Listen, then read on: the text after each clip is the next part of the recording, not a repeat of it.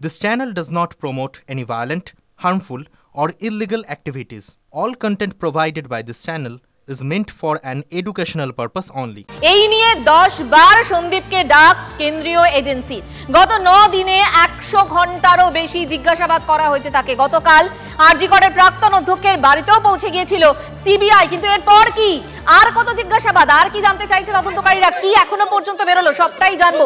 Caesar আমার সহকর্মী আমার সঙ্গে রয়েছেন। সিজার, মাসকট স্পিন কন্ট্রোল ল্যাবের পরীক্ষায় এটি প্রমাণিত। কেয়াসেট আলোপেক্স পেন্টা অ্যাক্টিভ নতুন চুল গজাতে সাহায্য করে, চুল পড়া বন্ধ করে। Keya Seth alopex penta active 10 hair fall প্রবলেমের একমাত্র সলিউশন।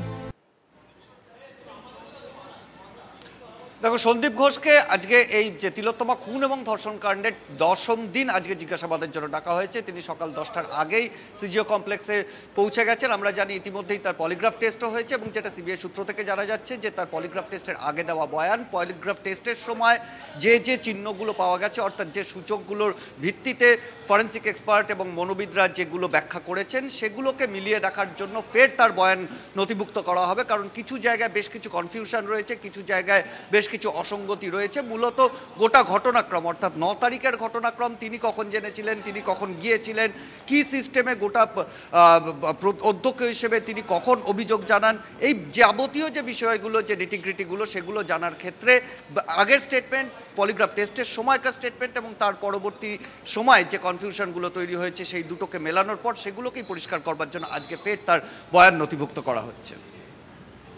সিজার, আপাতত তোমাকে ধন্যবাদ। সিজার, আমাদের যেরকমটা জানালেন যে এখনো তার বয়ান নথিভুক্ত করা হচ্ছে, কারণ এর আগে যা যা জিজ্ঞাসা করা হচ্ছিল তার সঙ্গেই বাকিটা মিলিয়ে দেখা হচ্ছে। গতকালের পর আজ ফের নিজাম প্যালেসে দেবাশিস সোম। গতকাল আরজি করের প্রাক্তন ফরেন্সিক মেডিসিন ডেমনস্ট্রেটরের বাড়িতে 8 ঘন্টা ম্যারাথন তল্লাশি চালায় সিবিআই। তারপর নিজাম প্যালেসে 4.5 ঘন্টা জিজ্ঞাসাবাদ করা হয়। আজ সিবিআই এর ডাকে ফের নিজামে দেবাশিস সোম বহিরাগত হয়েও তিলোত্তমা কাণ্ডের দিন ঘটনাস্থলে যান। তিলোত্তমার ময়না তদন্তের সময়ও ছিলেন বলে অভিযোগ। দেবাশিস সোম সম্পর্কে আর কি জানতে পারছি আমরা, তার ভূমিকা কি এক্ষেত্রে, সবটাই জানবো। সুজয় আমার সঙ্গে রয়েছেন, আমার অপর সহকর্মী। সুজয়,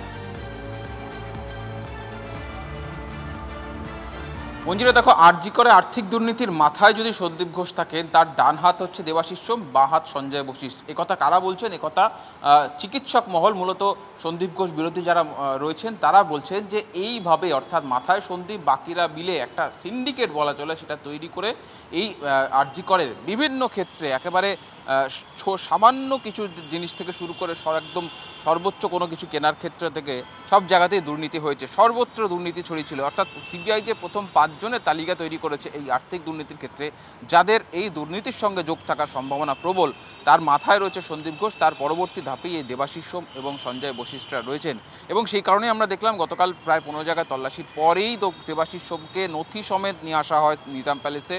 তার সামনে নথি রেখে জিজ্ঞাসাবাদ করা হয় এবং তার পাশাপাশি সেই জিজ্ঞাসাবাদ প্রক্রিয়া সম্পূর্ণ না হওয়াতে আজকে আবার তাকে তলব করা হয়েছে এবং দেবাশিস সোম 10টা নাগাদ হাজির হয়েছে নিজাম প্যালেসে এবং ইতিমধ্যেই প্রায় 6 ঘন্টা অতিক্রম হয়ে গিয়েছে।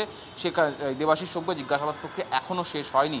সঞ্জয় বশিষ্ঠ 11টার মধ্যে তিনি নিজাম প্যালেসে হাজির হয়েছেন জিজ্ঞাসাবাদের জন্য। তাকেও পৃথকভাবে সিবিআই অফিসারদের যে টিম গঠন করা হয়েছে, বিশেষ টিম গঠন করা হয়েছে এই আর্থিক দুর্নীতির তদন্ত খুঁজতে গিয়ে, সেক্ষেত্রেও কিন্তু এই সঞ্জয় বশিষ্ঠ তাকেও পৃথকভাবে জিজ্ঞাসাবাদ করা হচ্ছে যে তারা হাসপাতালের সঙ্গে সরাসরি যুক্ত না থেকেও তাদের এত যাতায়াতে, অর্থাৎ আরজি কর হাসপাতালে এত অবাধ যাতায়াত কী কারণে ছিল, এমন কি প্রয়োজন থাকতে পারে যে সন্দীপ ঘোষ সামান্য থেকে সামান্যতম প্রয়োজন হলেই এ দুজনের দ্বারস্থ হয় এবং সেই কারণেই তাদেরকে তলব এবং জিজ্ঞাসাবাদ অত্যন্ত গুরুত্বপূর্ণ। নথি দেখিয়ে তাদের আয় ব্যয়ের হিসাব থেকে শুরু করে হাসপাতালে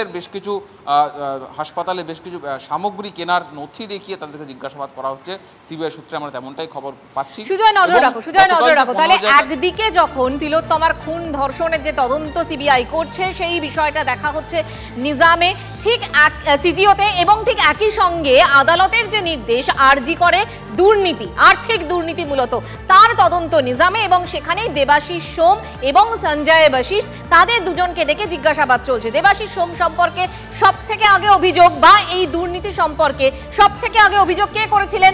আখতার আলী, এবং সেই কথা আমরাই সবার আগে তুলে ধরেছিলাম। গতকালও আমাদের স্টুডিওতে যখন আখতার আলী এসেছিলেন তখন এই দেবাশিস সম্পর্কে কি বলছিলেন শুনুন। ডক্টর দেবাশিস সোম সরকারের কাছ থেকে মাইনে নেন, কিন্তু উনি ডক্টর সন্দীপ ঘোষের জন্য কাজ করতেন। ওনাকে প্ল্যাটিনাম জুবলি বিল্ডিংয়ের 3rd ফ্লোরে একটা এসি ঘর চেম্বার দেওয়া হয়েছে এবং সমস্ত রকম সুযোগ সুবিধে উনি পেতেন। এবং এই যে ডেড বডি নিয়ে এগুলো হতো তার মধ্যেও উনি জড়িত ছিলেন, আর ছাত্রদের ফেল করানো এবং পয়সা নেওয়ার। আর মাঝে মাঝে উনি বিদেশ ঘুরতে যেতেন। আপনি ওনার অর্ডার পেয়েছেন কিনা আমি নিজে চোখে দেখেছি স্বাস্থ্যভবনের ওয়েবসাইটে ওনার অর্ডার। আর উনি ডক্টর সন্দীপ ঘোষের ডান হাত ছিলেন, মানে উনি ফরেন্সিক মেডিসিনে স্কিলে মানে নেগেটিভ একটা কাজ করেছেন। কি করেছেন, ওনার দায়িত্ব ছিল স্টুডেন্টদেরকে পড়াবার, কিন্তু ডক্টর সন্দীপ ঘোষের ক্রাইমে উনি পর্দা ঢাকতেন মানে উনি যে দুর্নীতিগুলো করতেন ওটাকে ভালো করে উনি ফিনিশিং করে এরেস্ট করে দিতেন। এত ভাইটাল যেখানে মানে পিএম হচ্ছে, হ্যাঁ, সারা দেশ জুড়ে আপনি দেখলেন কি একটা মেয়ের এই ঘটনাটার পরে এবার এত বড় মানে গ্রস নেগলিজেন্স কি একটা লোক, ও তো ট্রেসপাসার, ও তো এখন কেউ নেই, তো সেখানেই বা কী করছিল। এটাও হতে পারে কি উনি কিছু তথ্য নষ্ট করে দিয়েছেন যার ফলে সিবিআই কিছু বার করতে পারছে না। নিজে কনফেস করেছেন কি সেদিন ডক্টর সন্দীপ ঘোষ ওনাকে অনেকবার ফোন করেছে এবং উনি টাইমও মেনশন করেছেন কতবার ফোন করেছে, কবে ফোন করেছে।